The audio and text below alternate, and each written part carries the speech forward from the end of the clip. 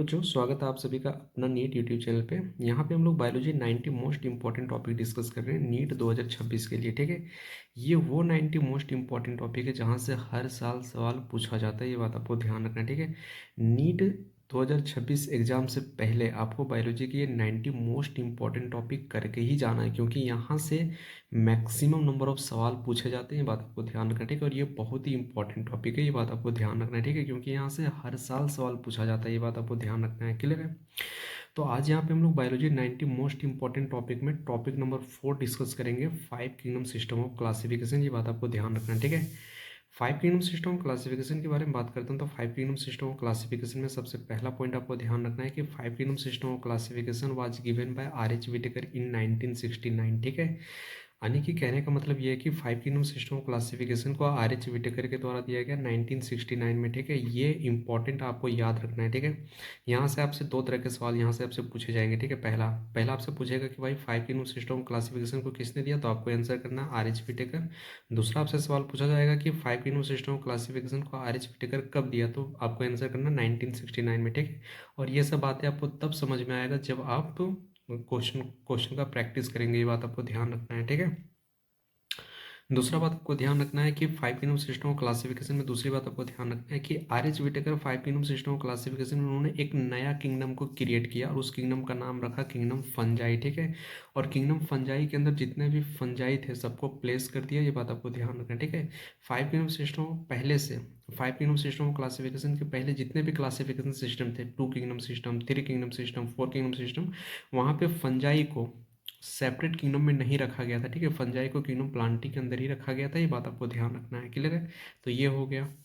अब अगर मैं R.H. विटेकर के अगर मैं 5 किंगडम सिस्टम के बारे में बात करता हूँ, तो R.H. विटेकर के 5 किंगडम में आपको ध्यान रखना है। 5 किंगडम आपको ध्यान रखना है। 5 किंगडम में सबसे पहला किंगडम था इसका किंगडम प्लांटी, दूसरा किंगडम एनिमेलिया, तीसरा किंगडम प्रोटिस्टा, चौथा किंगडम मोनेरा और पांचवा किंगडम फंजाई था। ये बात आपको ध्यान रखना है। ठीक है, अब ये 5 किंगडम में आपको ध्यान रखना है कि जो kingdom Plantae, kingdom animalia, kingdom protista और किंगडम जो फंजाई, ये जो चारों किंगडम है ये यूकैरियोट के लिए है, यूकैरियोट के लिए बनाया है।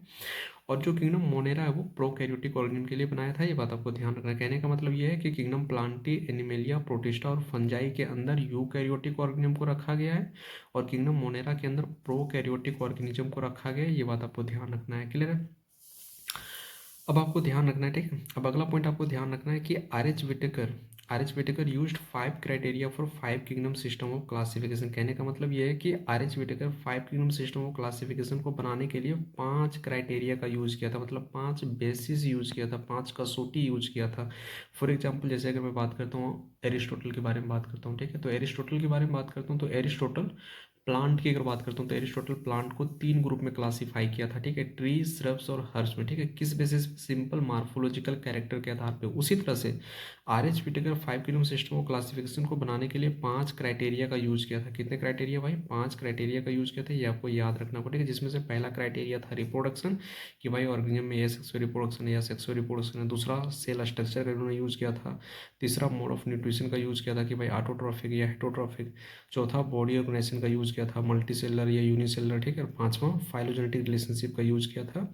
और फाइलोजेनेटिक रिलेशनशिप को हम लोग इवोल्यूशनरी हिस्ट्री भी कहते हैं। ये बात आपको ध्यान रखना है। ठीक है, अब ये पांचों क्राइटेरिया का याद करने का एक सिंपल सा ट्रिक है। अब इसे ट्रिक से याद रखोगे। ट्रिक ये है कि भाई ट्रिक में आपको ध्यान रखना है, इन पांचों क्राइटेरिया को याद करने का एक सिंपल सा ट्रिक ये है। ट्रिक में आपको याद रखना है कि RCM बिस्किट प्यार को गिफ्ट करना है। क्या करना है? RCM बिस्किट प्यार को गिफ्ट करना है। जैसे हम लोग किसी से प्यार करते हैं तो जब हम लोग मिलने जाते हैं तो कुछ ना कुछ चीज़ हम लोग गिफ्ट करते हैं। तो इस बार जब तुम अपने प्यार से मिलने जाओगे ना तो क्या करना है? RCM बिस्किट प्यार को गिफ्ट करना है। ठीक है, अपने प्यार को गिफ्ट करना है। क्लियर है? क्योंकि RCM बिस्किट बहुत ही टेस्टी बिस्किट होता है और ये अपने प्यार को गिफ्ट करोगे तो तुम्हारा प्यार खुश हो जाएगा। ये बात आपको ध्यान करना है। जैसे आप, और ये ट्रिक से आपका ये पांचों क्राइटेरिया भी याद हो जाएगा। ये बात आपको ध्यान रखना है। जहाँ पे R for reproduction, C for sale structure, M for mode of nutrition. ठीक है, और बिस्किट में B, जो पहला B है, B फॉर बॉडी ऑर्गेनाइजेशन हो गया और P फॉर फाइलोजेनेटिक रिलेशनशिप हो गई। ये बात आपको ध्यान रखना है। ठीक है, तो इस तरीके से आप याद रख सकते हो। ठीक है, अब अगला हम लोग बात करेंगे सैलिएंट फीचर के बारे में। ठीक है, कि भाई 5 किंगडम सिस्टम क्लासिफिकेशन की क्या क्या सैलिएंट फीचर है। सैलिएंट फीचर कहने का मतलब क्या क्या इंपॉर्टेंट फीचर है, क्या क्या खासियत है, इसके बारे में हम लोग बात करेंगे। तो सेलियन feature of 5 kingdom system of classification के बारे में बात करते हैं। तो मतलब सेलियन feature of 5 kingdom system of classification कहने का मतलब ये है कि 5 किंगडम सिस्टम ऑफ क्लासिफिकेशन में क्या क्या इंपॉर्टेंट फीचर है। सेलियन फीचर का मतलब होता है क्या क्या इंपॉर्टेंट फीचर है, इसके बारे में बात करें। मतलब 5 किंगडम सिस्टम ऑफ क्लासिफिकेशन की क्या क्या खासियत है, इसके बारे में हम लोग बात करने वाले हैं, ठीक है। तो पहला इंपॉर्टेंट फीचर ये है 5 किंगडम सिस्टम ऑफ क्लासिफिकेशन की पहली खास बात ये है कि fungi are placed in a separate kingdom. Fungi को एक अलग किंगडम के अंदर रखा गया, ठीक है, डैट इज किंगडम फंजाई। ये बात आपको ध्यान रखना है। इससे पहले जितने भी क्लासिफिकेशन सिस्टम थे सभी के अंदर फंजाई को किंगडम प्लांटी के अंदर रखा गया था। जैसे 2 किंगडम के बारे में बात करता हूँ, 3 किंगडम, 4 किंगडम के बारे में बात करता हूँ, तो वहाँ पे किंगडम फंजाई को प्लांटी के अंदर रखा गया था। But 5 kingdom system of classification में फंजाई को एक सेपरेट किंगडम में रखा गया, किंगडम फंजाई। ये बात आपको ध्यान रखना है। क्लियर है, ये समझ में आ गया। अब दूसरा इंपॉर्टेंट सेलिंग फीचर को समझने के लिए हम लोग क्या करेंगे, 2 किंगडम सिस्टम और 5 किंगडम सिस्टम को कंपेयर करेंगे, ठीक है। देखो 2 किंगडम सिस्टम्स के बारे में बात करते हैं तो 2 किंगडम सिस्टम में हम लोग एग्जांपल लेते हैं क्लेमाइडोमोनास और अमीबा का, ठीक है। अब क्लेमाइडोमोनास के बारे में बात करते हैं तो क्लेमाइडोमोनास को किंगडम प्लांटी के अंदर रखा गया है क्योंकि इनके पास सेल वॉल प्रेजेंट है। अमीबा के बारे में बात करता हूँ तो अमीबा को किंगडम एनिमेलिया के अंदर रखा गया है क्योंकि इनके पास सेल वॉल नहीं पाया जाता, ठीक है। तो ये तो 2 किंगडम सिस्टम की बात होगी। अब हम बात करते हैं 5 किंगडम सिस्टम की। देखो 5 किंगडम सिस्टम्स के बारे में बात करते हैं तो 5 किंगडम सिस्टम में अगेन वही सेम एग्जांपल लेते हैं क्लेमाइडोमोनास और अमीबा, ठीक है, क्योंकि हम लोग यहाँ पे कंपेरिजन कर रहे हैं। अब अगर मैं 5 किंगडम सिस्टम्स के बारे में बात करता हूँ तो 5 किंगडम सिस्टम में क्लेमाइडोमोनास और अमीबा के बारे में बात करता हूँ तो ये दोनों को एक ही किंगडम के अंदर रखा गया है, डैट इज किंगडम प्रोटिस्टा, ठीक है, क्योंकि ये दोनों यूनिसेलर यूकैरियोट है, ठीक है। और जितने भी यूनिसेलर यूकैरियोट्स होते हैं, ठीक है, सभी को 5 किंगडम के अंदर कहाँ पे रखा गया, किंगडम प्रोटिस्टा के अंदर रखा गया। ये बात आपको ध्यान रखना है, ठीक है। अब जब हम 2 किंगडम सिस्टम को और 5 किंगडम सिस्टम को जब हम कंपेयर करते हैं तो हमें ये समझ में आता है कि जो ऑर्गेनिज्म 2 किंगडम में अलग अलग जो ऑर्गेनिज्म 2 किंगडम सिस्टम में अलग अलग किंगडम के अंदर रखा गया था, उन ऑर्गेनिज्म को 5 किंगडम सिस्टम के अंदर एक ही किंगडम के अंदर रख दिया गया। और ऐसा इसलिए हो रहा है क्योंकि यहाँ पे क्लासिफिकेशन करने की जो क्राइटेरिया वो चेंज हो चुका है, ठीक है, because criteria of classification has been change. और इस तरह के चेंजेस फ्यूचर में हमें और देखने को मिलेंगे, ठीक है। जैसे जैसे हमारी अंडरस्टैंडिंग बढ़ती चली जाएगी ऐसे ऐसे फ्यूचर में और भी कई सारे चेंजेस हमें देखने को मिलेगा। ये बात आपको ध्यान रखना है, ठीक है। क्लियर है। अब तीसरा इंपॉर्टेंट फीचर को, ठीक है, अगला बात करते हैं तीसरा इंपॉर्टेंट फीचर या तीसरा सेलिंग फीचर को समझने के लिए अगेन हम लोग 2 किंगडम सिस्टम और 5 किंगडम सिस्टम को कंपेयर करेंगे। बात आपको ध्यान रखना है, ठीक है।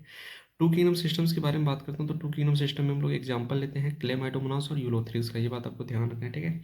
अब देखो क्लेमाइडोमोनास और यूलोथ्रिक्स के बारे में बात करता हूँ तो क्लेमाइडोमोनास और यूलोथ्रिक्स को, ठीक है, इन दोनों को 2 किंगडम सिस्टम के अंदर एक ही किंगडम के अंदर रखा गया था, किंगडम प्लांटी के अंदर, क्योंकि इन दोनों के पास सेल वॉल पाया जाता है। ये बात आपको ध्यान रखना है क्योंकि 2 किंगडम सिस्टम के अंदर एक ही क्राइटेरिया को हम लोग यूज करते हैं, सेल वॉल, ठीक है। अगर सेल वॉल प्रेजेंट होगा तो किंगडम प्लांटी के अंदर रखेंगे और सेल वॉल एब्सेंट होगा तो किंगडम एनिमेलिया के अंदर रखते थे। तो उसी तरह से क्लेमाइडोमोनास और यूलोथ्रिक्स के बारे में बात करते हैं, इन दोनों के पास सेल वॉल पाया जाता है, इसलिए 2 किंगडम सिस्टम में इसे कहाँ पे रख दिया भाई, किंगडम प्लांटी के अंदर रख दिया गया। ये बात आपको ध्यान रखना है, ठीक है। अब बात करते हैं 5 किंगडम सिस्टम की, ठीक है। 5 किंगडम सिस्टम्स के बारे में बात करते हैं तो 5 किंगडम सिस्टम में अगेन 5 किंगडम सिस्टम में भी हम लोग वही सेम एग्जांपल लेते हैं क्लेमाइडोमोनास और यूलोथ्रिक्स, ठीक है। अब देखो 5 किंगडम सिस्टम्स के बारे में बात करते हैं तो 5 किंगडम सिस्टम में क्लेमाइडोमोनास को किंगडम प्रोटिस्टा के अंदर रखा गया है क्योंकि क्लेमाइडोमोनास एक यूनिसेलुलर यूकैरियोट्स है। और यूलोथ्रिक्स के बारे में बात करता हूँ तो यूलोथ्रिक्स को किंगडम प्लांटी के अंदर रखा गया क्योंकि ये मल्टी सेलुलर यूकैरियोट है। अब जब यहाँ पे हम कंपेयर करते हैं 2 किंगडम सिस्टम और 5 किंगडम सिस्टम को, जब यहाँ पे हम कंपेयर करते हैं तो हमें ये समझ में आता है कि जो ऑर्गेनिज्म 2 किंगडम सिस्टम में एक साथ आते थे, एक साथ रखा गया था, ठीक है, जैसे किंगडम प्लांटी के अंदर इन दोनों को एक साथ रखा गया था, वही ऑर्गेनिज्म 5 किंगडम सिस्टम में अलग अलग किंगडम के अंदर रखा गया है। ऐसा इसलिए हो रहा है क्योंकि यहाँ पे criteria of classification has been change, मतलब क्लासिफिकेशन करने का जो तरीका है वो बदल चुका है। क्योंकि 2 किंगडम सिस्टम में हम लोग एक क्राइटेरिया का यूज करते थे, लेकिन 5 किंगडम सिस्टम्स के बारे में बात करते हैं तो 5 किंगडम सिस्टम में हम लोग 5 क्राइटेरिया का यूज करते हैं, इसलिए ऐसा हो रहा है। ये बात आपको ध्यान रखना है, ठीक है। क्लियर है। चौथा चौथा इंपॉर्टेंट फीचर के बारे में बात करता हूँ तो चौथा इंपॉर्टेंट फीचर में आपको ये ध्यान रखना है कि 5 किंगडम सिस्टम के बारे में बात करता हूँ तो 5 किंगडम सिस्टम में जो प्लांटी और एनिमेलिया है, ठीक है, किंगडम प्लांटी और किंगडम एनिमेलिया के बारे में बात करता हूँ तो 5 किंगडम सिस्टम के किंगडम प्लांटी और किंगडम एनिमेलिया जो है वो ज़्यादा होमोजीनस है टू किंगडम सिस्टम के कंपैरिजन में। कहने का मतलब ये है कि टू किंगडम सिस्टम में जो किंगडम प्लांटी और किंगडम एनिमेलिया है उसके कंपैरिजन में फाइव किंगडम सिस्टम में जो किंगडम प्लांटी और किंगडम एनिमेलिया वो ज़्यादा होमोजीनियस है, ठीक है। इस चीज़ को समझने के लिए हम लोग एग्जांपल लेते हैं किंगडम प्लांटी का, ठीक है। फाइव किंगडम सिस्टम में हम लोग फाइव किंगडम सिस्टम में एग्जांपल लेते हैं किंगडम प्लांटी का, ठीक है। किंगडम प्लांटी के बारे में बात करते हैं तो फाइव किंगडम सिस्टम में किंगडम प्लांटी के अंदर 5 लोगों को रखा गया, ठीक है। पहला एल्गी, दूसरा ब्रायोफाइट, तीसरा टेरिडोफाइट, चौथा जिम्नोस्पर्म, पांचवा एंजियोस्पर्म। ये बात आपको ध्यान रखना है, क्लियर है। अब इन पांचों के बारे में बात करता हूँ तो ये पांचों यूकैरियोट्स हैं, सबके सब ये पांचों यूकैरियोट्स हैं, ये पांचों मल्टी सेलर, ये पांचों ऑटोट्रॉफिक है। ये बात आपको ध्यान रखना, मतलब ये अपना खाना खुद बनाते हैं, ठीक है। तो देखो यहाँ पे एक जैसे कैरेक्टर वाले ऑर्गेनिज्म को यहाँ पे रखा गया, ठीक है, इसलिए ज़्यादा होमोजीनियस है। मतलब फाइव किंगडम सिस्टम में जो किंगडम प्लांटी और किंगडम एनिमलिया वो ज़्यादा होमोजीनियस है, क्योंकि यहाँ पे एक जैसे कैरेक्टर वाले ऑर्गेनिज्म को रखा गया। जबकि अगर मैं टू किंगडम सिस्टम के बारे में बात करता हूँ तो टू किंगडम सिस्टम में किंगडम प्लांटी और किंगडम एनिमलिया के बारे में बात करता हूँ तो वो एक हेट्रोजीनस ग्रुप है। क्यों? क्योंकि वहाँ पे अलग अलग कैरेक्टर वाले ऑर्गेनिज्म को भी रखा गया है। ये बात आपको ध्यान रखना है, क्लियर है। अब हम लोग फाइव किंगडम सिस्टम क्लासिफिकेशन की ड्रॉबैक्स या लिमिटेशंस के बारे में बात करेंगे, ठीक है। देखो, पहला ड्रॉबैक आपको ध्यान रखना है फाइव किंगडम सिस्टम क्लासिफिकेशन में। पहला ड्रॉबैक आपको ध्यान रखना है कि भाई viruses, viroid, prions and lichens के बारे में बात करता हूँ तो are not included in five kingdom system classification, ठीक है। फाइव किंगडम सिस्टम क्लासिफिकेशन के बारे में बात करते हैं तो फाइव किंगडम सिस्टम क्लासिफिकेशन में virus, viroid, prions and lichens को कोई जगह नहीं मिला, जबकि इनको जगह मिलना चाहिए था, जबकि इनको कोई जगह नहीं दिया। ये सबसे पहली लिमिटेशन है फाइव किंगडम सिस्टम क्लासिफिकेशन को, आपको ध्यान रखना है। एज इट इज आपसे सवाल पूछा जाएगा, ठीक है। दूसरा ड्रॉबैक को समझने के लिए हम लोग एग्जांपल लेते हैं एल्गी का, ठीक है। एल्गी के बारे में बात करता हूँ तो एल्गी मैं आपको एग्जांपल, ठीक है। दूसरा ड्रॉबैक को समझने के लिए हम लोग यहाँ पे एग्जांपल लेते हैं एल्गी। एल्गी में अगर हम बात करते हैं क्लेमाइडोमोनास और यूलोथ्रिस की, ठीक है। तो देखो, अगर हम क्लेमाइडोमोनास और यूलोथ्रिस के बारे में बात करते हैं तो ये दोनों एल्गी है, और जब ये दोनों एल्गी है तो इन दोनों को एक ही साथ रखना चाहिए था। तो ये दोनों को एक ही साथ रखना चाहिए था, बट इन दोनों को अलग अलग ग्रुप में रखा गया है, ठीक है। ये दूसरी सबसे बड़ी गलती है फाइव किंगडम सिस्टम क्लासिफिकेशन, क्योंकि हम जानते हैं कि एक जैसे ग्रुप वाले ऑर्गेनिज्म को एक जैसे ऑर्गेनिज्म को हम एक जैसे ग्रुप में रखते हैं, ठीक है। तो एल्गी, अगर ये दोनों एल्गी है तो ये दोनों को एक ही ग्रुप में ही रखना चाहिए था, लेकिन फाइव किंगडम सिस्टम क्लासिफिकेशन में आर.एच. व्हिटेकर ने क्या किया, इन दोनों को अलग अलग रख दिया।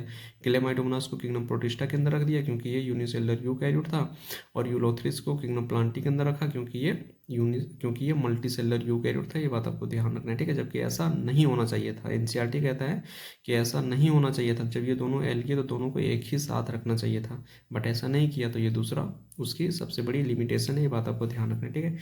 तीसरा लिमिटेशंस के बारे में बात करता हूँ। तीसरा लिमिटेशन में आपको ध्यान रखना है कि जिन ऑर्गेनिज्म के पास सेल वॉल प्रेजेंट है और जिन ऑर्गेनिज्म के पास सेल वॉल प्रेजेंट नहीं है, इन दोनों ऑर्गेनिज्म को एक ही साथ रख दिया। ये तीसरी सबसे बड़ी गलती है फाइव किंगडम सिस्टम की। फॉर एग्जांपल, जैसे किंगडम मोनेरा की बारे में बात करता हूँ, ठीक है। तो किंगडम मोनेरा की बात करता हूँ तो किंगडम मोनेरा में हम लोग दो एग्जांपल लेते हैं, बैक्टीरिया और माइकोप्लाज्मा, ठीक है।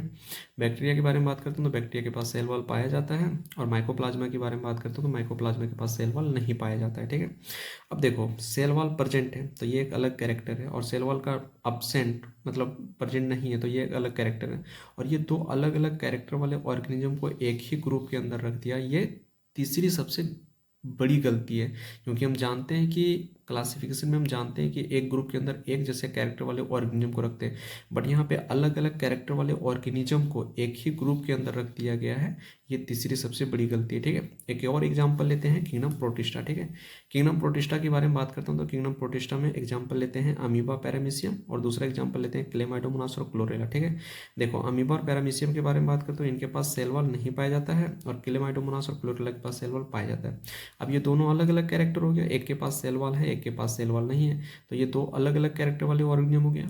जबकि ये दोनों जब अलग अलग कैरेक्टर वाले ऑर्गेनिज्म, दोनों को अलग अलग रखना चाहिए था, बट ये दोनों को एक ही ग्रुप के अंदर रख दिया है, एक ही किंगडम के अंदर रख दिया गया है। ये तीसरी सबसे बड़ी गलती है। ये बात आपको ध्यान रखना है, क्लियर है। चौथा ड्रॉबैक्स के बारे में बात करता हूँ तो चौथा ड्रॉबैक्स में आपको ध्यान रखना है कि हेट्रोट्रॉफिक एंड ऑटोट्रॉफिक ऑर्गेनिज्म को एक साथ रख दिया। ये चौथी सबसे बड़ी गलती है फाइव किंगडम सिस्टम की। क्यों? इस चीज़ को समझते हैं। फॉर एग्जांपल, इस चीज़ को समझने के लिए एग्जांपल लेते हैं किंगडम प्रोटिस्टा की, ठीक है। किंगडम प्रोटिस्टा के बारे में बात करता हूँ तो किंगडम प्रोटिस्टा में एग्जांपल लेते हैं अमीबा और क्लेमाइडोमोनास, ठीक है। देखो, अमीबा के बारे में बात करता हूँ तो अमीबा के पास क्लोरोफिल नहीं पाई जाती, अपना खाना खुद नहीं बना सकता है, ठीक है। और जो अपना खाना खुद नहीं बना सकता उसे हम लोग क्या कहते हैं, हेट्रोट्रॉफिक ऑर्गेनिज्म कहते हैं। तो अमीबा एक हेट्रोट्रॉफिक ऑर्गेनिज्म हो गया। और क्लेमाइडोमोनास के बारे में बात करता हूँ तो क्लेमाइडोमोनास के पास क्लोरोफिल पाया जाता है, तो ये अपना खाना खुद बना सकता है, ठीक है।